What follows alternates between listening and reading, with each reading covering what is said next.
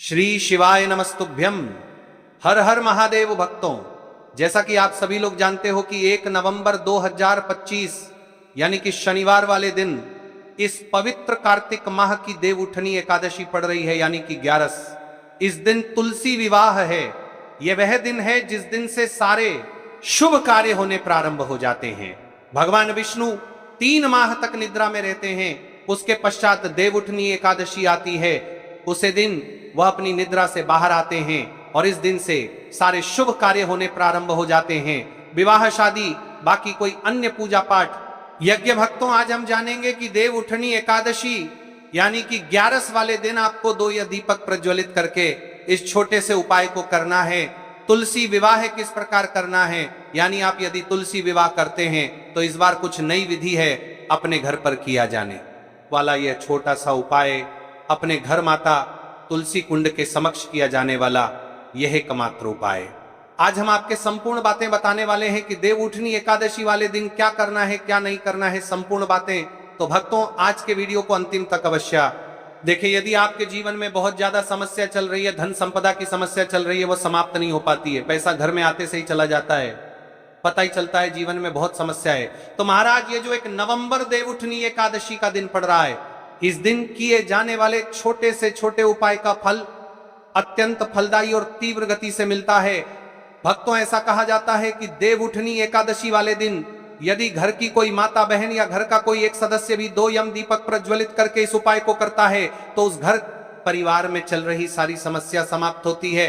तोबा, तो आज हम ऐसे उपाय के बारे में जानेंगे जो उपाय आज तक आपने ना ही सुना होगा और ना ही कर होगा, क्योंकि इस उपाय को केवल देव उठानी एकादशी यानी कि 11 वाले दिन ही करना है। जो मनोकामना बड़े बड़े पूजा पाठ अनुष्ठान से पूर्ण नहीं होती, वो केवल इस एकमात्र नए अचूक उपाय को देव उठनी एकादशी वाले दिन करने से पूर्ण हो जाती है। भाइयों और बहनों, आज जो दिन है वह सिर्फ एक तिथि नहीं बल्कि देवताओं के पुनर्जागरण का दिन है। आज 1 नवंबर शनिवार देव उठनी एकादशी है, यानी वो पवित्र क्षण जब 4 महीने की योग निद्रा के बाद भगवान विष्णु जागते हैं और सृष्टि के हर शुभ कार्य का आरंभ होता है।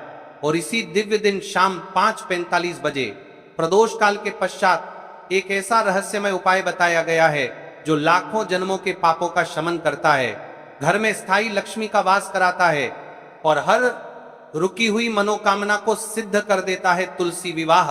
और इस तिथि का महत्व देव उठनी एकादशी के दिन भगवान विष्णु की शालिग्राम स्वरूप में तुलसी माता के साथ दिव्य विवाह संपन्न होता है। कहा जाता है इस दिन जो भी भक्त तुलसी माता की आराधना करता है उसका घर लक्ष्मी का निवास बन जाता है।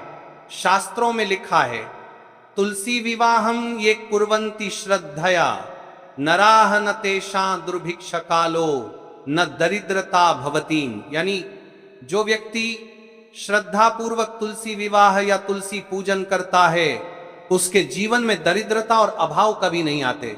और इसीलिए आज जब शनिवार और देव उठनी एकादशी का दिव्य संगम हुआ है तो शाम 5:45 बजे प्रदोष काल के पश्चात तुलसी दीपक उपाय का फल 1000 गुना बढ़ जाता है। अब जानते हैं आज का अद्भुत उपाय। भाइयों और बहनों, आज रात शाम 5:45 के बाद जब प्रदोष काल प्रारंभ होगा, आपको करना है तुलसी की लकड़ी से बना दीपक उपाय। यह दीपक कोई साधारण दीपक नहीं है, यह वह दीपक है जो देवताओं को जगाता है, जो आपके घर के अशुभ ग्रह, रुकावटें और दरिद्रता को समाप्त करता है। तुलसी दीपक की तैयारी। इस उपाय को करने के लिए आपको चाहिए सूखी तुलसी की लकड़ी जो स्वतः गिरी हो, तो और भी शुभ शुद्ध देसी घी, लाल या पीली रुई की बाती, पीला या लाल वस्त्र, थोड़ा सा गंगाजल। इन वस्तुओं को शाम से पहले तैयार रखें, क्योंकि जैसे ही घड़ी में 5:45 होंगे प्रदोष काल का शुभ संयोग प्रारंभ हो जाएगा। अब चलिए हम जानते हैं दीपक प्रज्वलित किस प्रकार करना है, कैसे करना है और कब करना है। दीपक प्रज्वलन की विधि। अब विधि सुनिए। सबसे पहले अपने घर के मुख्य द्वार को साफ करें, वहां थोड़ा गंगाजल छिड़कें, तुलसी माता के पौधे के पास जाएं, या यदि तुलसी नहीं है तो अपने पूजा स्थल में एक दीपक स्थान बनाएं। अब तुलसी की लकड़ी से बना दीपक रखें, उसमें देसी घी भरें और रुई की बाती डालें, फिर दोनों हाथ जोड़कर बोलें तुलसी नमः, जो कील दीपक स्थल में, पूजा स्थल में, नारायणाय नमः, लक्ष्मी नमः।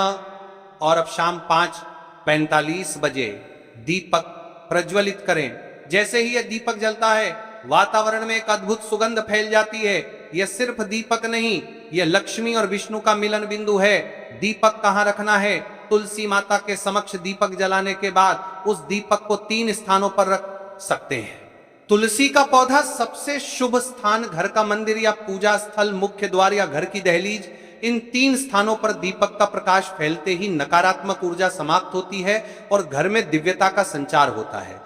भक्तों, मेरी कई सारी माताएं बहनें अपने जीवन में परेशानी, यदि उनको पता ही नहीं है कि उनके जीवन में यह मुख्य समस्या क्यों चल रही है, मतलब इस समस्या का मुख्य कारण क्या है, किस वजह से चल रही है, यदि आप इस देव उठनी एकादशी वाले दिन इस उपाय को करते हैं तो आपकी सारी समस्या समाप्त होगी। देखिए, आज हमें इस उपाय का आपको फल भी बता देते हैं कि इस उपाय का आपको क्या फल प्राप्त होगा। उपाय का फल शास्त्रों में कहा गया है कि देव उठनी एकादशी की रात जो व्यक्ति तुलसी दीपक जलाता है उसके घर में सौभाग्य, धन और सुख का स्थायी वास होता है। इस दीपक का प्रकाश घर की क्लेश ऊर्जा को शांति में, रुकावटों को अवसरों में और अंधकार को प्रकाश में बदल देता है। यह दीपक लक्ष्मी के आगमन का प्रतीक है और विष्णु की कृपा का माध्यम भी। आज रात के अन्य पवित्र उपाय 5:45 के बाद भाई और बहनों, आज की रात सिर्फ दीपक जलाने तक सीमित नहीं है। अगर आप और शक्ति चाहते हैं तो ये कुछ अन्य दिव्य उपाय भी कर सकते हैं। पंच स्वस्तिक उपाय: अपने घर के मुख्य द्वार, रसोई, तिजोरी, मंदिर और आंगन, इन 5 स्थानों पर हल्दी या चंदन से स्वस्तिक बनाएं। यह उपाय अन्न, धन और सौभाग्य की रक्षा करता है। यम दीपक उपाय 6:45 के बाद 2 दीपक जलाएं, एक घर के बाहर दाईं ओर और दूसरा बाईं ओर। यह दीपक घर को अकाल मृत्यु और दुर्भाग्य से बचाता है। एक मुट्ठी नमक का उपाय: 9:00 बजे के बाद घर के बीचों बीच खड़े होकर एक मुट्ठी नमक घुमाएं और नाली में बहा दें। इससे शारीरिक, मानसिक और आर्थिक अशुभता दूर होती है। तुलसी कुंड के समक्ष दीपक, तुलसी माता के पास दीपक रखकर तुलसी नमः का 108 बार जाप करें। इससे घर में अन्न और समृद्धि कभी कम नहीं होती। तुलसी विवाह का आध्यात्मिक रहस्य भाइयों और बहनों, देव उठनी एकादशी की रात को तुलसी विवाह का भाव अत्यंत पवित्र माना गया है। यदि आपके पास समय हो तो तुलसी विवाह का छोटा सा पूजन कर सकते हैं। तुलसी माता को दुल्हन की तरह सजाएं। विष्णु भगवान शालिग्राम या चित्र को दुल्हा बनाएं। दीपक के सामने हल्दी, मेहंदी और अक्षत चढ़ाएं, वरमाला कराएं और इस मंत्र का उच्चारण करें: श्री विष्णवे नमः, श्री तुलस्ये नमः, शुभम भवतु विवाह कहा जाता है। इस रात तुलसी और विष्णु के मिलन से हर घर में लक्ष्मी स्वयं प्रवेश करती हैं। जो काम अवश्य करें, दीपक जलाने से पहले मन में एक संकल्प लें, मैं यह दीपक इस उद्देश्य से जला रहा हूं कि मेरे घर में सुख, समृद्धि और स्थायी लक्ष्मी का वास हो। दीपक बुझने न दें। यदि हवा तेज हो तो ढककर रखें। दीपक जलते समय किसी भी प्रकार का झगड़ा या शोर न करें। जो काम भूल कर भी न करें। तुलसी के पौधे में कभी भी नाखून या कैंची से पत्ती न तोड़ें। प्रदोष काल के समय किसी को अपशब्द न कहें। दीपक को हवा से न बुझाएं, स्वयं बुझने दें।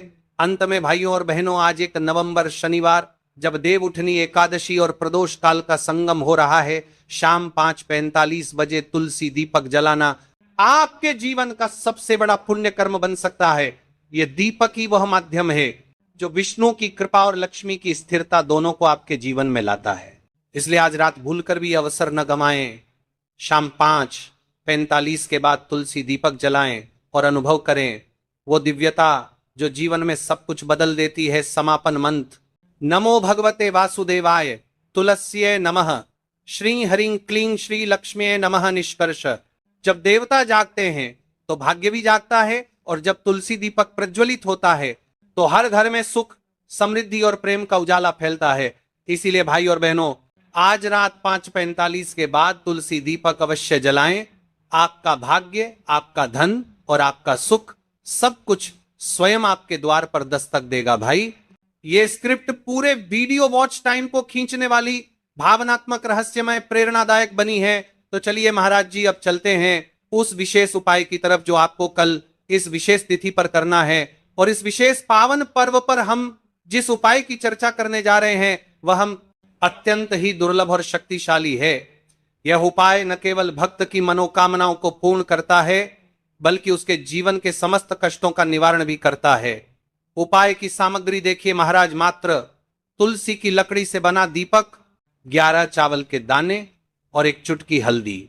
ये तीनों वस्तुएं देखने में सामान्य प्रतीत होती हैं, परंतु इनका महत्व और शक्ति अद्भुत है। जब इन्हें सही विधि से सच्चे मन और श्रद्धा के साथ शिव मंदिर में प्रयोग किया जाता है, तब यह उपाय अलौकिक परिणाम प्रदान करता है। तो देखिए, तुलसी की लकड़ी का दीपक, 11 चावल के दाने और एक चुटकी हल्दी। तो सबसे पहले आपको हम दीपक के बारे में बताते हैं। तुलसी की लकड़ी का दीपक, तुलसी माता का वर्णन शास्त्रों में अत्यंत पवित्र माना गया है। तुलसी के बिना कोई भी पूजन अधूरा है। यद्यपि शिवजी को तुलसी अर्पित नहीं की जाती, परंतु तुलसी की लकड़ी का उपयोग जब दीपक के रूप में किया जाता है तो यह विशेष ऊर्जा उत्पन्न करती है। देखिए महाराज जी, अब हम बात कर लेते हैं सबसे पहले उपाय के बारे में। तो देखिए, तुलसी की लकड़ी का दीपक, 11 चावल के दाने और एक चुटकी हल्दी। तो सबसे पहले आपको हम दीपक के बारे में बताते हैं। तुलसी की लकड़ी का दीपक, तुलसी माता का वर्णन शास्त्रों में अत्यंत पवित्र माना गया है। तुलसी के बिना कोई भी पूजन अधूरा है। यद्यपि शिवजी को तुलसी अर्पित नहीं की जाती, परंतु तुलसी की लकड़ी का उपयोग जब दीपक के रूप में किया जाता है तो यह विशेष ऊर्जा उत्पन्न करती। यह दीपक भक्त की मनोकामना पूरी करने में सहायक होता है। अब देखिए महाराज जी, 11 चावल के दाने का महत्व जानिए। चावल शुद्धता और समर्पण का प्रतीक है। हर दाना अखंडता और पूर्णता का द्योतक है। जब 11 चावल शिवलिंग पर अर्पित किए जाते हैं तो यह 11 इंद्रियों का नियंत्रण और शुद्धिकरण करता है। मात्र एक चुटकी हल्दी, एक चुटकी हल्दी, हल्दी मां भगवती का प्रिय है और यह सौभाग्य, आयुर्वेद और पवित्रता का प्रतीक है। शास्त्रों में कहा गया है कि जहां हल्दी का प्रयोग होता है वहां मां लक्ष्मी का वास होता है। इसलिए जब इस हल्दी का प्रयोग शिव मंदिर में किया जाता है तो यह शिव शक्ति और लक्ष्मी दोनों की कृपा प्रदान करता है। कई सारे लोग प्रश्न करेंगे कि महाराज जी, ना ही शिव जी को तुलसी समर्पित कर सकते हैं और ना ही इस उपाय को किया जाता है। तो देखिए, इस उपाय को आपको शिव मंदिर की चौखट पर करना है। ये जो दीपक हम प्रज्वलित करेंगे, ये शिव मंदिर की चौखट पर करेंगे। तुलसी का संबंध आध्यात्मिक शांति, मानसिक स्थिरता और रोग नाश से है। जब तुलसी की लकड़ी का दीपक जलता है तो घर या मंदिर के आसपास की नकारात्मकता तुरंत दूर हो। तो देखिए महाराज जी, आपको इस तुलसी की लकड़ी के दीपक के बारे में हम आपको सबसे पहले बताते हैं। हालांकि आपके तीनों उपाय को साथ में ही करना है, लेकिन सबसे पहले और प्रथम तुलसी की लकड़ी का दीपक। तो देखिए, तुलसी की लकड़ी प्राप्त करना, यदि घर में तुलसी का पौधा है तो उसकी जड़ के पास की नरम लकड़ी लेनी है। यदि घर में तुलसी का पौधा नहीं है तो बाजार से भी तुलसी की लकड़ी खरीदी जा सकती है। कई सारे घरों में तुलसी का वृक्ष नहीं होता है तो आप यह भी कर सकते हैं। ध्यान रहे, यदि आप किसी और के घर से ले रहे हैं तो उसे दक्षिणा अवश्य दें। बिना दक्षिणा के तुलसी लेना अशुभ माना जाता है। लकड़ी को तैयार करना, तुलसी की लकड़ी को छोटे टुकड़े में काटकर उसकी बत्ती बनानी है। उस बत्ती पर कपास रुई लपेटना है ताकि वह दीपक में ठीक से जल सके। अब यहां पर महाराज जी, कई सारे लोग प्रश्न करते हैं कि दीपक हमें आटे का लेना है या फिर हमें दीपक मिट्टी का लेना है। तो देखिए, आपको मिट्टी का दीपक का प्रयोग करना है, क्योंकि हम तुलसी के लकड़ी के दीपक वाला उपाय कर रहे हैं। ठीक है, दीपक केवल मिट्टी का होना चाहिए। पीतल, कांसे या किसी और धातु का दीपक इस उपाय में उपयोग नहीं करना। मिट्टी का दीपक धरती तत्व का प्रतिनिधित्व करता है और यह शिव पूजन में सबसे उत्तम माना जाता है। अब देखिए महाराज जी, हमें तेल का किस प्रकार प्रयोग करना है। तो देखिए, तेल का प्रयोग इस दीपक में तिल का तेल या घी का प्रयोग करें। तिल का तेल पापों का नाश करता है और घी समृद्धि व शांति का वास कराता है। अब कई सारे लोग प्रश्न करते हैं कि महाराज जी, आपने हमें यह तो बताया ही नहीं कि कितने दीपक का उपाय करना है, आखिर दीपक कितने बने हैं। तो देखिए, कितने दीपक जलाने चाहिए। यदि समस्या बहुत बड़ी है, जीवन में गहरा संकट है, तो 5 दीपक जलाने चाहिए। यदि सामान्य कामना है तो 1 दीपक भी पर्याप्त है। हर दीपक जलाते समय यह भावना रखें कि हे भोलेनाथ, यह दीपक मेरी अंधकार में जीवन राह को प्रकाशमय करे। जेके महाराज जी, तुलसी के लकड़ी के दीपक वाला उपाय है, यह कोई साधारण उपाय नहीं है। तो आपको क्या क्या सावधानी बरतनी है। दीपक को शिवलिंग पर प्रत्यक्ष रूप से न रखें, इसे मंदिर की चौखट पर या बनाए गए स्वस्तिक पर रखें। दीपक जलाते समय मन में शुद्ध भाव होना चाहिए दीपक बुझने के बाद उसकी राख को पवित्र स्थान पर ही विसर्जित करे। महाराज जी, जैसे ही तुलसी की लकड़ी का दीपक जलता है, वैसे ही साधक को एक अलग ही शांति का अनुभव होता है, मन का तनाव समाप्त होता है। आंखें बंद करके जब दीपक की लौ के सामने बैठते हैं तो लगता है कि यह लौ सीधे आत्मा से संवाद कर रही है। यह लौ मानो भगवान शिव के आशीर्वाद का प्रतीक बन जाती है। अब देखिए महाराज जी, हम बात कर लेते हैं 11 चावल के दाने वाले उपाय के बारे में। ठीक है, 11 चावल का धार्मिक महत्व। महाराज जी, चावल अन्न केवल भोजन का साधन नहीं है, बल्कि इसे पूर्णता, शुद्धता और अखंडता का प्रतीक माना गया है। वेदों और पुराणों में अन्न को अन्न देवता कहा गया है। अन्नम ब्रह्मति व्यजानात, यह उपनिषद का कथन है, अर्थात अन्न स्वयं ब्रह्म है।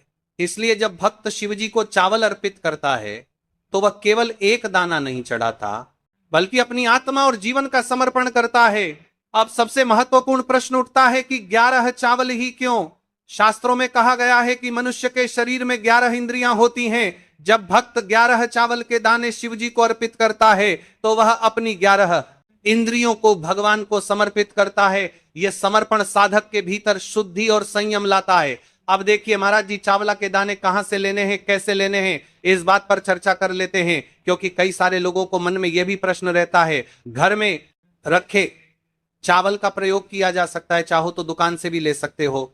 ध्यान रहे, चावल अखंड और शुद्ध होने चाहिए। टूटे हुए दाने अशुभ माने जाते हैं। 11 दानों को अलग करके एक छोटे डिब्बे या पुड़िया में सुरक्षित रखना है चावल अर्पण की विधि। अब सुनिए महाराज जी, 11 चावल के दानों का प्रयोग कैसे करना है। अब देखिए महाराज जी, जैसे ही आपके चावल के दाने आप एक पुड़िया में रख लेते हैं, अब आपको शिव मंदिर में जाकर के इस उपाय को करना है। तो देखिए, आप एकदम स्वच्छ जल से नहाट होकर के शिव मंदिर पहुंचे और आपको इस उपाय को करना है।